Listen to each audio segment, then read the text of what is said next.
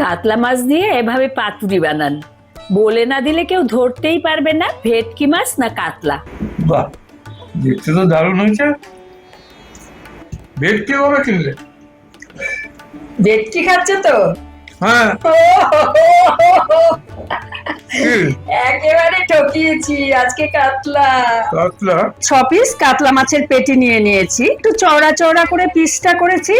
আর এই যে নিচের অংশটা, এখানে কাঁটাটা থাকে, এই কাটার অংশটা একটু কেটে ফেলে দিয়েছি। প্রথমেই মাছে নুন মাখিয়ে খানিকক্ষণ রেখে দেব।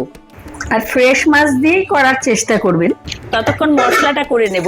তার জন্য কালো সর্ষে, সাদা সর্ষে, পোস্ত, নুন, হলুদ আর লবণ দিয়ে প্রথমে শুকনো গুঁড়িয়ে নেব। নুন দিয়ে বাটলে সর্ষেটা তেতো হবে না। এবার অল্প একটু জল আর তেল দিয়ে আবারও ভালো করে পিষে নেব। তেল দিয়ে বাটছি, তাতে মিক্সিটাও ভালো ঘুরবে আর অল্প জলেই বাটা হয়ে যাবে। বাইরে অঝোর ধারায় বৃষ্টি, তার মধ্যে আমাকে কলা পাতা কাটতে হবে। কলা পাতা কেটে নিয়ে গ্যাসের উপর একটু ভাপ দিয়ে নেব নরম করার জন্য, তা নাহলে বাঁধতে কিন্তু অসুবিধা হবে, ছিঁড়ে যাবে। এখন মাছগুলো একদম ধিমে আঁচে ঢাকা দিয়ে হালকা করে ভেজে নেব, যাতে মাছটা নরম হয় কিন্তু মাছে ভাজার জন্য রং না ধরে। মাছের চামড়াটা তুলে নিয়ে একটু আঙ্গুল বোলালেই বোঝা যাবে কাঁটাগুলো কোথায় আছে। কাঁটাগুলো টেনে ফেলে দিলেই একদম বোনলেস ফিলের মতো হয়ে যাবে।